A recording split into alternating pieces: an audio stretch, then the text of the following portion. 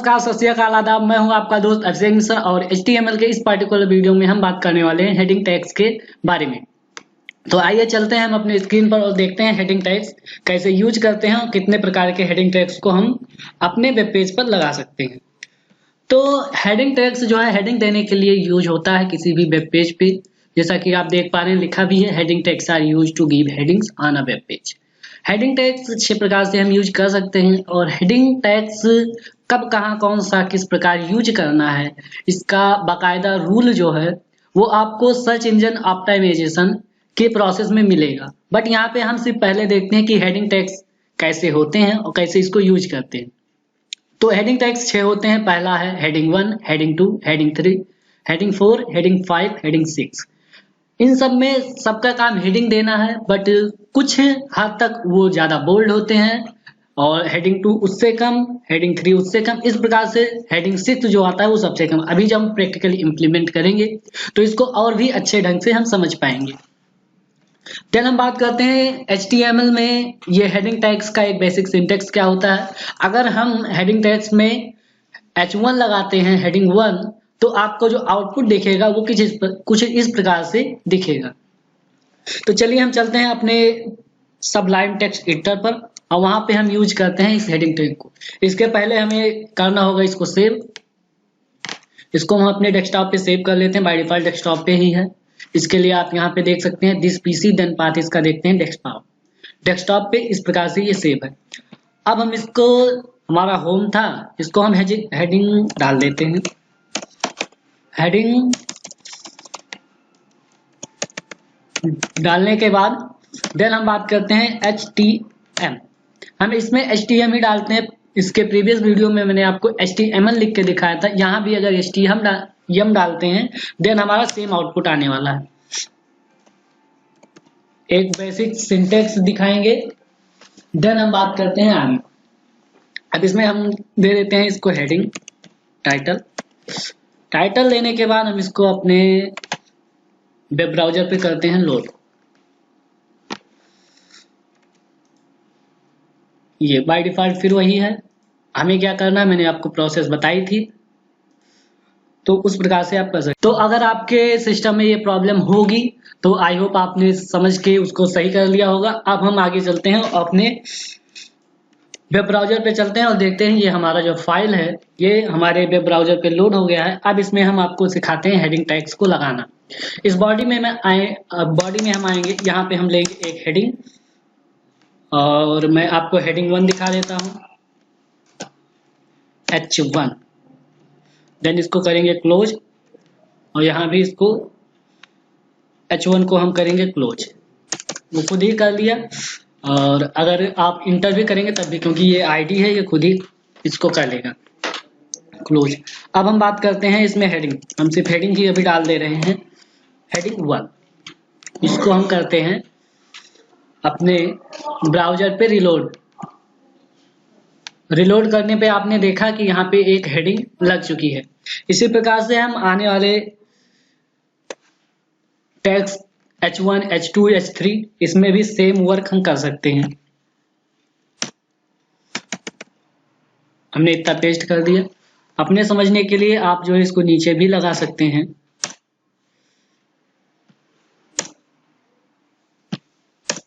सभी में H1 ही लगा है बाय डिफॉल्ट, बट हम इसको अभी सही करते हैं।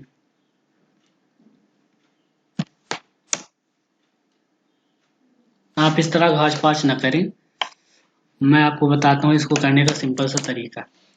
आप जो है यहाँ पे लगाएं H1 टैग। H1 टैग में लिखें आप हेडिंग 1, देन फिर से इस हेडिंग 1 को अगर आप कॉपी करते हैं और देन वर्क करते हैं तो आपको इसको समझने में ज़्यादा बेटर रहेगा।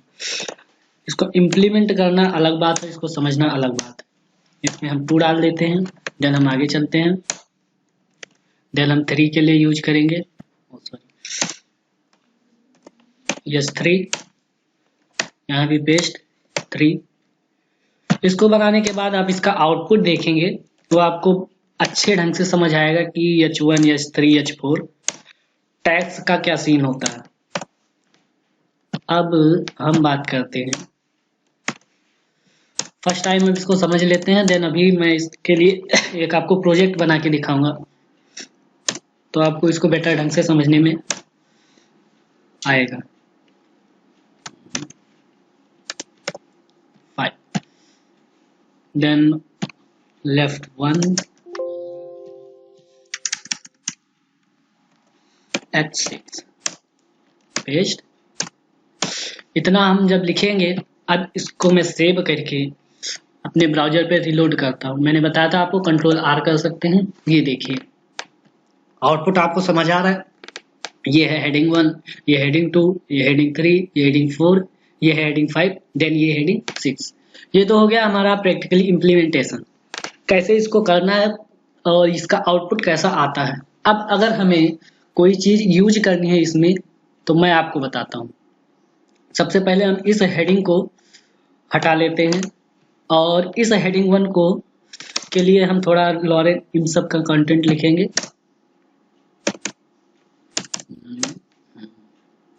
यहाँ लिखेंगे तो हमें मिलेगा लॉरेन इप्सन का content.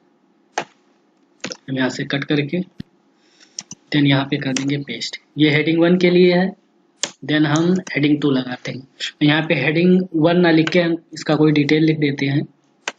Means we are writing here introduction.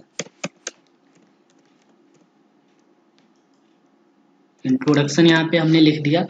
इसको सेव करते हैं। अब आपको इसको बेटर ढंग से क्लेरिफाई करने में आसानी होगी।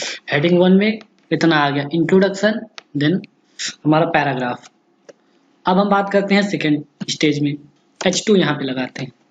अब यहाँ H2 में मैं आपको देता हूँ इसका इंट्रोडक्शन के बाद कोई चीज़ अगर हम लिख रहे हैं, कोई एक मान लीजिए हम लिख रहे हैं, यहाँ पे मैं लगा देता हूँ एक कोई ए बेटर प्रोग्रामर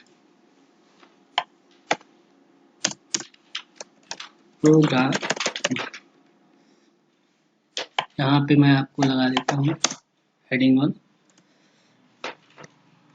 इसको H1 में ही रखेंगे। यहाँ पे आके हम इसको कर देते हैं क्लोज।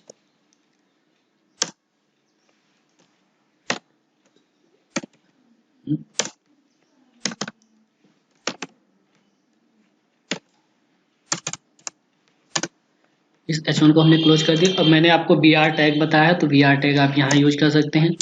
BR देन फिर से VR, 2 VR लगा देंगे तो 2 लाइन ये ब्रेक हो जाएगा।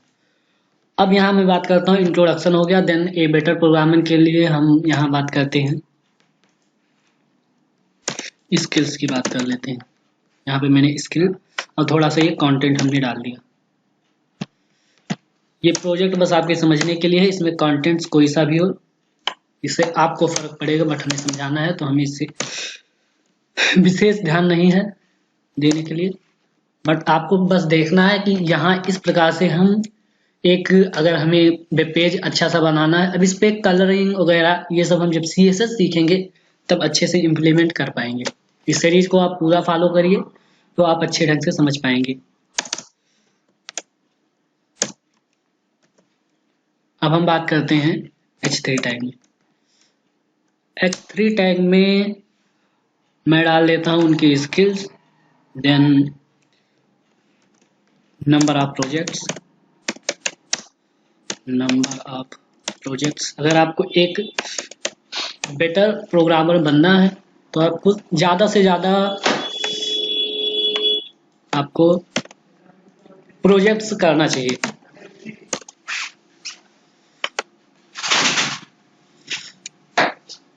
इसको हम करते हैं रिफ्रेश। तो आई होप ये आपको समझ आ रहा होगा कि सबसे पहले हमने एक जो है हेडिंग 1 दिया, देन उसके बाद हेडिंग 1 ही दिया, उसके बाद हेडिंग 2 दिया, हेडिंग 3। इस हिसाब से हम कैटेगराइज करके अपने वेब पेज पे कुछ भी लिखना हो तो हम लिख सकते हैं। मैं आपको CSS के कुछ और, CSS नहीं, इस HTML के कुछ और टैग्स अच्छे से मैं आपको बता दूंगा आने वाले सेशंस में। जैसे सेंटर हो गए, यहीं पर आपको बोल्ड भी मिल जाएंगे। बोल्ड तो आई थिंक मैंने बताया ही था। यहाँ पे अगर कोई चीज़ हमें बोल्ड करना है तो मैंने पिछले सेशन में आपको बताया था, ये आप बोल्ड भी कर सकते हैं। बोल्ड में एक क्लोज टैग है, तो यहाँ इसको हमें रेंज देनी होती है, देन ये बोल्ड कर देता है। हमें बोल्ड इतने को करना है, तो यहाँ पे हम लगा देंगे बी टैग को, यहाँ पे कर देंगे क्लोज।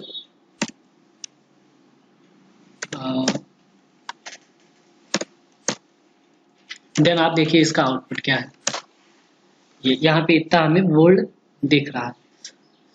तो आई होप ये आपको समझ आया होगा कि हेडिंग टैग्स को किस प्रकार से प्रैक्टिकली इम्प्लीमेंट करते हैं। मैंने आपको बताया था कि एक टैग होता है डिवीजन। डिवीजन टैग मैंने बताया था डिव की तरह काम करता है। पूरे वेब पेज पे अच्छी तरीके से वर्क करने के लिए हम डिव का टैग का यूज करते हैं। डिव टैग कुछ ऐसा है कि ये जितने भी कंटेंट हमारे पास हैं, इन कंटेंट्स को एक अलग अलग कैटेगरी में डिवाइड कर देना ही डिव टैग का यूज होता है। मैं आपको यही इसको डिव में करके दिखाता हूँ। यहाँ पे हम इसको एक डिव में कर देते हैं। बशर्ते इस पे कोई इफेक्ट पड़ने वाला नहीं है, बट आपको क्लियरिटी होगी कि डिव टैग का यूज क्या है।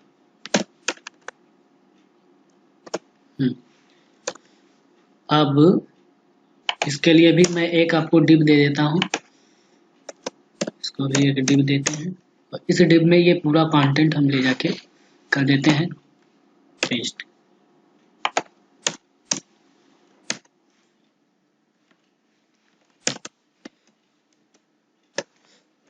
आपको कोई विशेष इफेक्ट देखने को नहीं मिला, बट जब हम CSS का यूज करेंगे, यहाँ पे हम हेड में आके क्लासेस लगाएंगे, देन उसको कॉल करके उस पर इम्प्लीमेंटेशन करेंगे, तो ये डिव टैग जो है वो हमें यूज करने में आसानी होगी। डिव टैग से हम अच्छे तरीके से यूज कर सकते हैं।